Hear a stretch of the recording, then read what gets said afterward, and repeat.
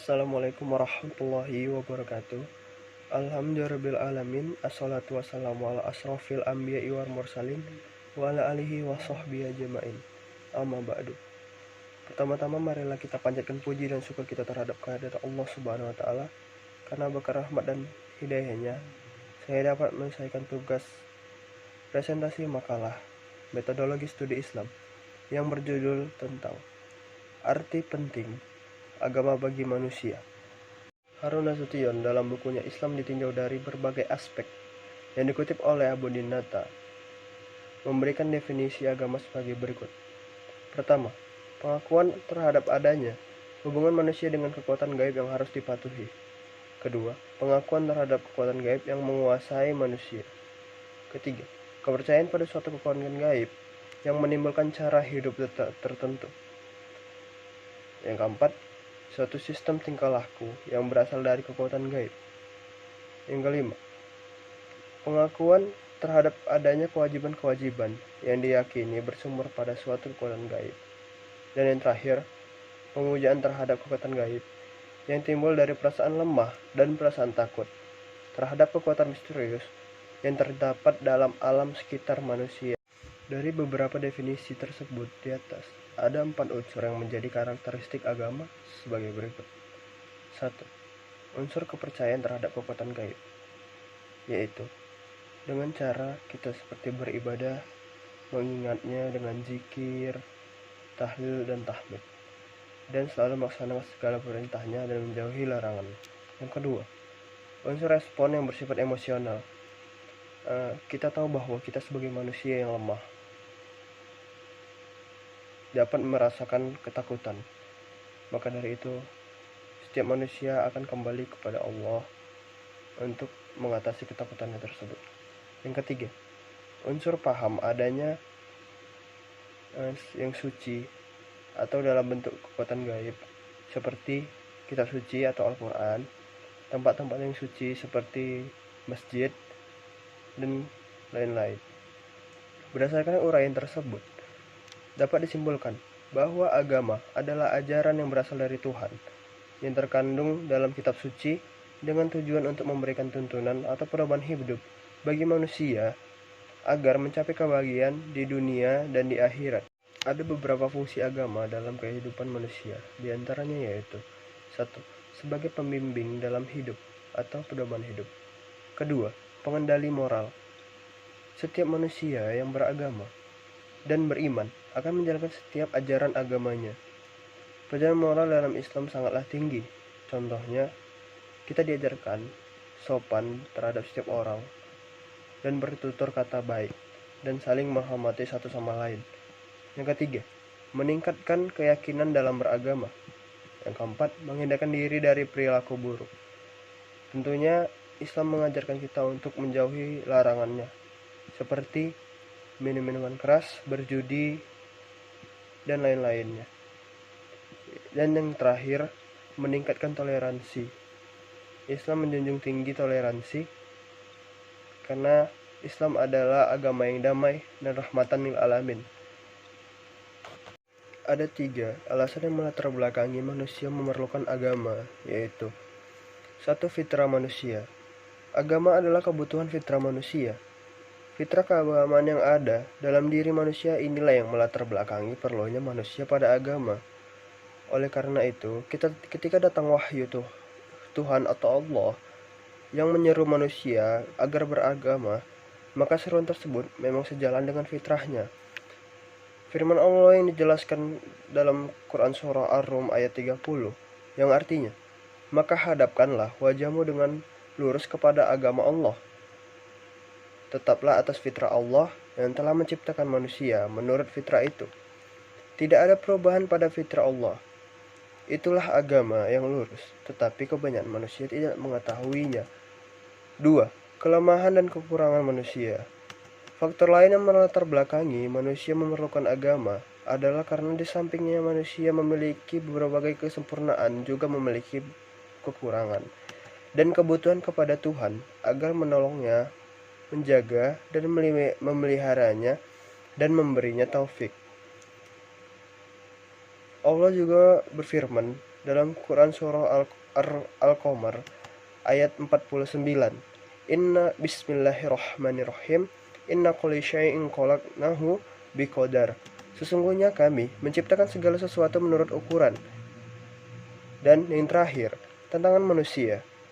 Faktor lain yang menyebabkan manusia memerlukan agama adalah karena manusia dalam kehidupannya senantiasa menghadapi berbagai tantangan, baik datang dari luar maupun dari dalam.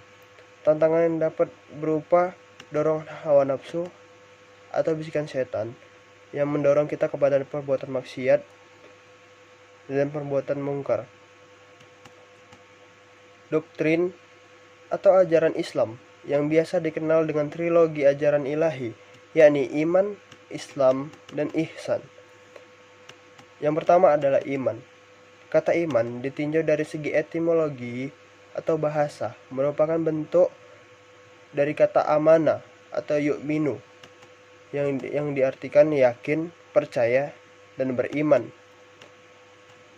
Menurut aliran Ahlus Sunnah wal Jamaah, iman yang sempurna adalah diucapkan dengan lidah, dibenarkan dengan hati, dan dikerjakan dengan anggota tubuh. Yang kedua, Islam. Secara bahasa, Islam mengandung pengertian ketundukan, kepasrahan, dan ketaatan dalam menyembah atau beribadah kepada Allah, tidak musyrik kepadanya, kemudian melaksanakan segala perintahnya seperti sholat, zakat, puasa, haji, serta meninggalkan semua larangannya seperti judi, minum-minuman keras, dan berzina. Yang ketiga adalah ihsan. Dalam literatur Arab, kata ihsan berarti berbuat baik atau perbuatan baik. Sedangkan secara bahasa, ihsan bermakna sesuai dengan penjelasan Rasulullah, yakni engkau menyembah Allah seolah-olah engkau melihatnya.